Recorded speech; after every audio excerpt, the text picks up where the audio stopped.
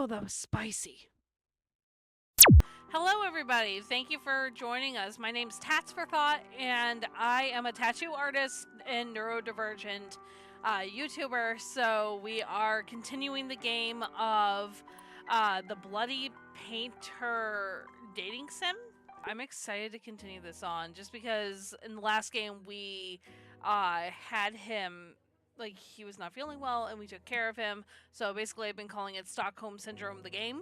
We're on, I forget what day we're on, but I'm going to go ahead and keep into this, and hopefully you guys can hear it this time instead of just nothing whatsoever. You see him busy cleaning in and out of the house early in the morning. I'll come to help too. After finishing speaking, you pick up the rag and bucket and join the cleaning. What are we cleaning? I forget. I don't know. But you can't really see where this almost spotless house needs to be cleaned. Also, I apologize in advance. I'm not the best reader because I have dyslexia as well. So that's something that I like to at least forefront people when I do stuff like this. So there's a heads up. You're just taking a clean wet rag and wiping it on the clean cabinet. Okay. Do you usually love cleaning this much? It would soon be covered with a layer of dust. See, I forgot how beautiful this guy is outside of his mask. His mask freaks me out.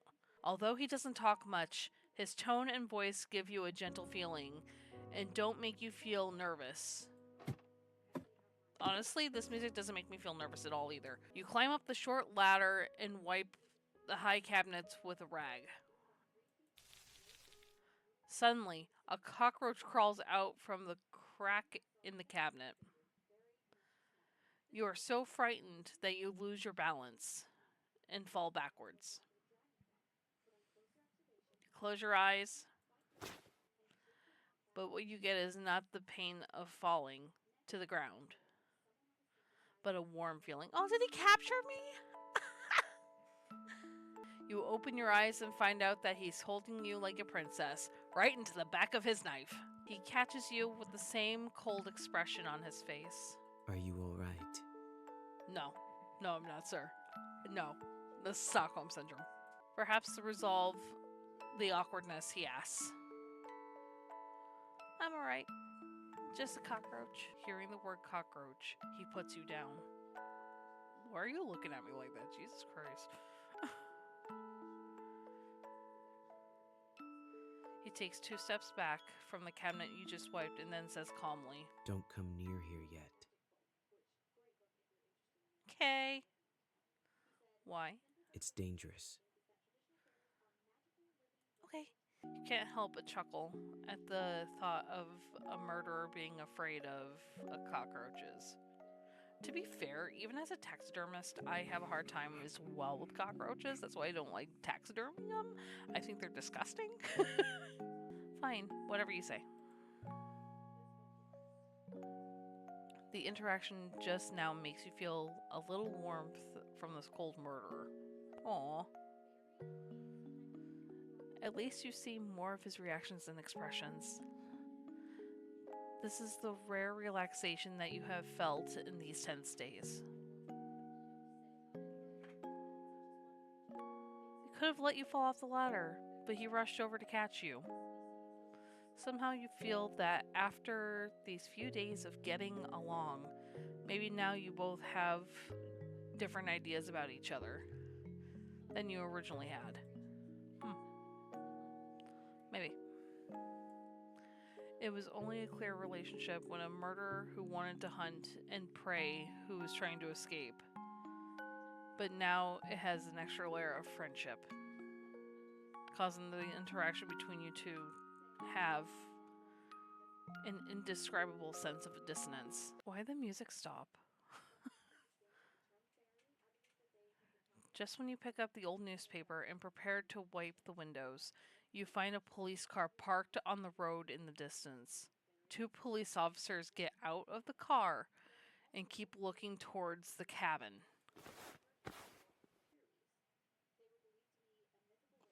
At some point, BP is already behind you, looking out the window with you.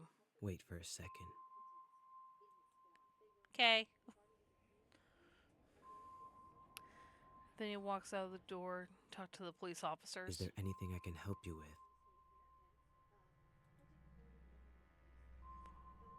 Are you Mr. Otis? Yes, I am. Have you ever seen these people around here? The police officer takes out some photos from his pocket. Have these people committed a crime and are running away? No, these people are the missing people from around the area.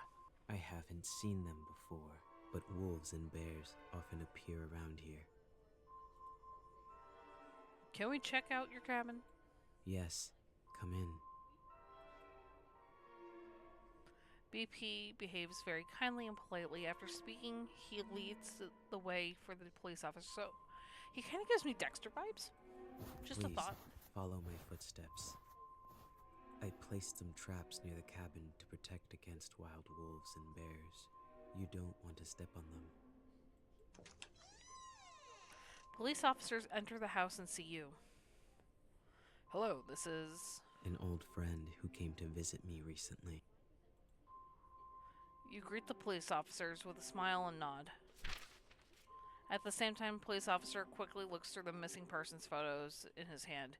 Then he puts the photo back into his pocket. It seems that your disappearance has not been discovered by anyone yet. You stand next to the bookcase, blocking the entrance to the secret room. After searching around, the police find nothing unusual and leave. His trust in you increases.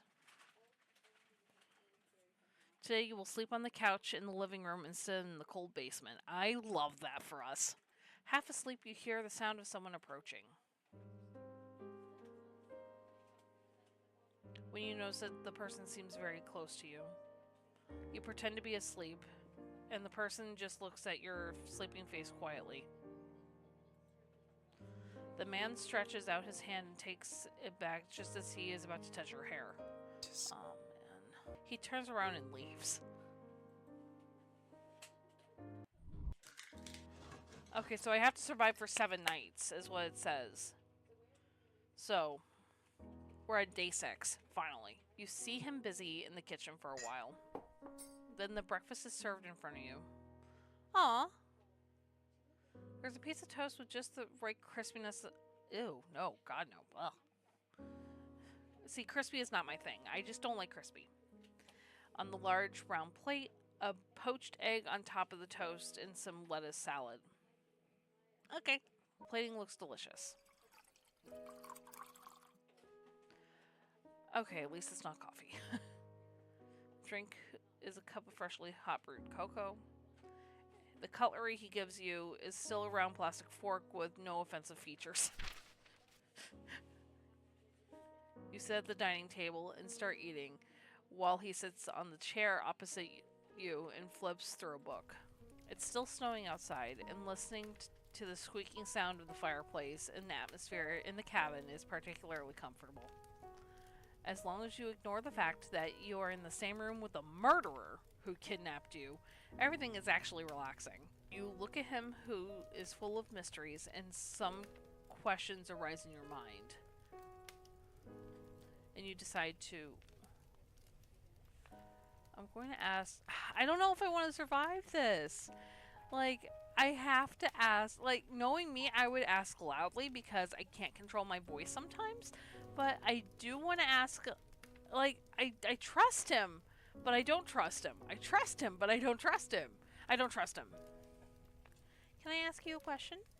What is it? Oh, yo. Pick up the book. What book do you usually read? Pick up the book next to you and read it. What are you going to use me for about potted plants? You know what? I want to know what kind of reads he does. Usually, I would read some anatomy and taxidermy books, but today is different. Oh, so you have the special interest in taxidermy then. Same here. What are you reading today? The Truman Show. What? What is the book like? The whole world that the protagonist lives in, including himself, is all just someone's creation. Huh. Everything that happens is watched by the audience, and there is no privacy at all. Oh, so it's like the show, what was it, Friday Night or Saturday Night with the Devil? Okay. But he is completely unaware that he is in such a large theater. Very ridiculous, right? No, personally, and this is my own personal thoughts here, I personally believe that we live in a simulation. I don't have any proof, but that is a conspiracy theory I am willing to die on. I can't imagine this to happen in reality, or to me. If our world was like the Truman Show, how would the audience view the current situation? Honestly, I could see it being like a sitcom. It would be like excited. Why? Yeah. They may be attracted to your charm and want to be killed by you. Incomprehensible. But what a bunch of weirdos with good taste.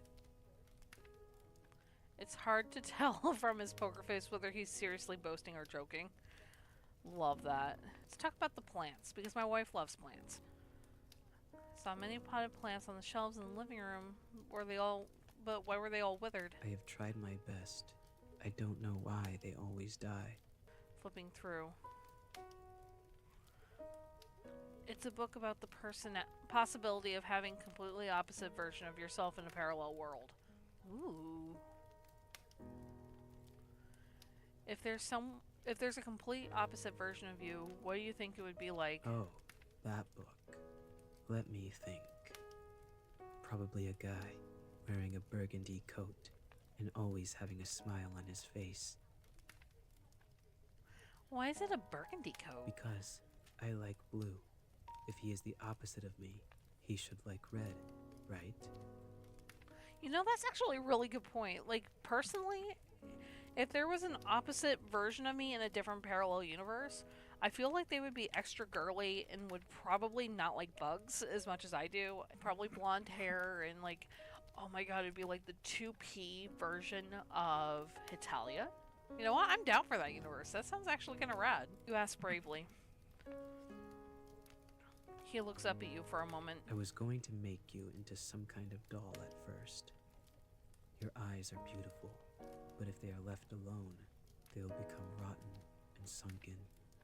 So I would like to dig your eyes out and put them in a glass jar and soak them in formalin to preserve them. Glass beads will be placed in the empty eye sockets to replace the eyes. You know, that actually kind of makes sense from a taxidermist point of view. You look very pleasing to the eye, so I would also like to keep the head intact. Thank you for You're the compliment. Why did he say at first? Has his mind changed? You're curious, but you don't have the guts to ask any further. Why not? Yes, we're ending the conversation. Day 6, noon. Okay. It's noontime. It's noon 30. To thank you for making breakfast for me today, let me make lunch in return. He frowns at you with the expression like, are you out of your mind? Don't worry, you said that there are traps outside the house. Only you know how to get in and out normally. And if I resist you with a knife, I can't escape. Okay, but I'll keep an eye on you. Don't try anything stupid. Okay. Great! As for what to cook and the ingredients, well, a bad idea flashes through your head, and the curiosity makes you ask, do you eat human flesh? No, why would I do that? I just use human bodies as materials for making art, and I never think about eating them. Good man. I thought you murderers all had some degree of cannibalism. Let's put it this way. Do you eat paint and painting tools? Maybe. Just because I kill people to use as materials to make works doesn't mean I will eat them. Also, I'm different from those who have fun committing a crime and kill purely for the sake of killing. Oh, so you are like Dexter. Okay, cool. Don't confuse me with that kind of unprincipled guy. I wouldn't do anything unless necessary. You are here only because you witnessed the crime scene. I see. After hearing this, you decide to... Let's cook a common dish. You look at the ingredients in the refrigerator. There are eggs, tomatoes, white rice, and some curry powder on the shelf. Okay, I've decided. Turn on the oven, start to cook. BP watches the entire production process rather than worrying about you escaping. He's more worried about you blowing up the kitchen. Soon after, a normal curry omelet rice was served. That is a great food. Just saying curry is like a safe food for me, so that's like amazing. Honestly, I would give this woman like 11 out of 10 props to her. Stares at the omelet rice without saying a word. Don't worry, there's no poison. Weren't you watching the whole process? He starts to move after you finish speaking. He takes a spoonful of the omelet rice and puts it in his mouth. Wow. Eyes. What do you think? It's surprisingly quite delicious. Thank you, bud. What's wrong? Nothing. It's just that no one has cooked for me for a long time. I can make you more if you like. You had a fairly pleasant afternoon. Late at night. Okay, so this is getting to the point where... Hey! Oh, yo, what? You are woken up by your sleep by the man. Ugh, God, why are you so close? His face is so close to you. His blue eyes are staring at you. What the fuck, dude? You sit up on the couch and rub your eyes. Got to go. Got to go? Where do you gotta go? I've noticed something unusual about the number of police cars patrolling nearby recently. They must have some relevant evidence and are doubting it. It is very likely there is an ambush outside. It's snowing heavily outside now, and I think it's time to leave now. Come with me or not. It's your choice. But if you leave and there's an ambush, wouldn't they get you anyway? I am gonna go with him. What do you want me to do? I'm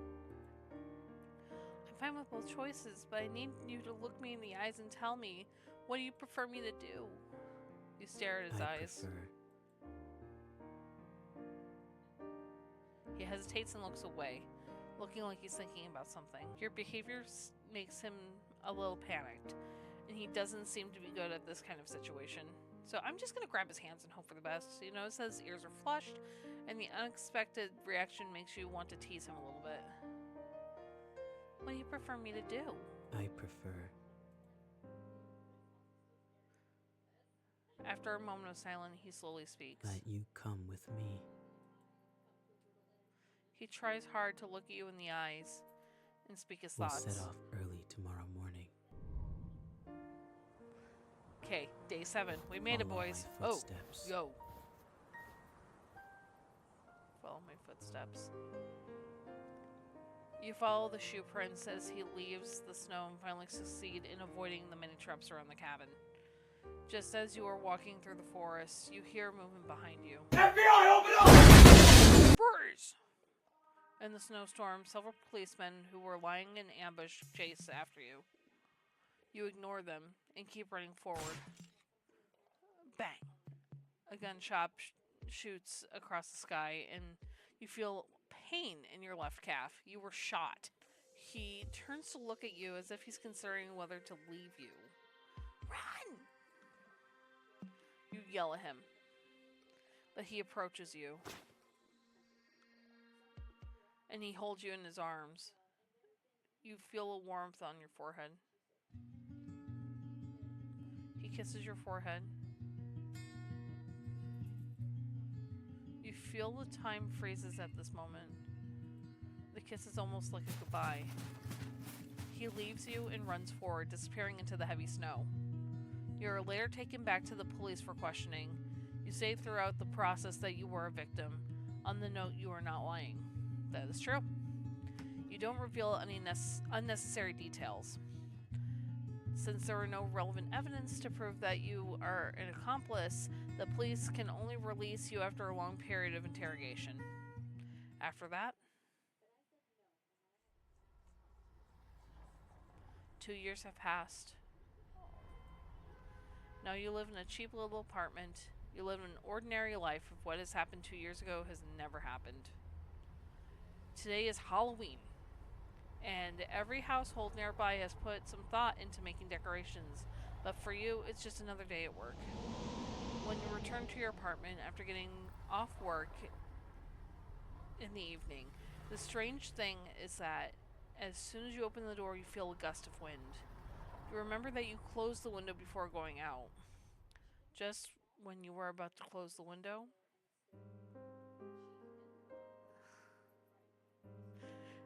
you find a gift left by someone on the table next to the windowsill, a red rose. You don't know why, but you have a feeling that BP has been here.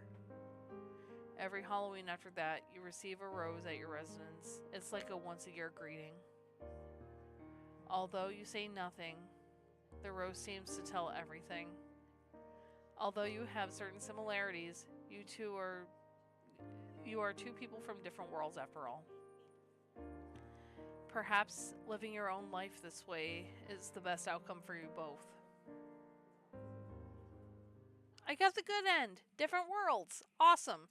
So I think that is going to be the end of this one. If you guys want to keep seeing this one, definitely let me know, because I would love to keep this going and find all the endings. I found 2 so far. The first one I died in the first 5 minutes, and this one I had a good ending, so there's no in between here. If you guys want to see more of this, definitely let me know. I'd be happy to record more. It's just, like I said, I'm dyslexic, so I have a hard time reading, but I will absolutely make it happen. If you like this video, consider hitting the like button, subscribe, and I will see you guys next time. Bye!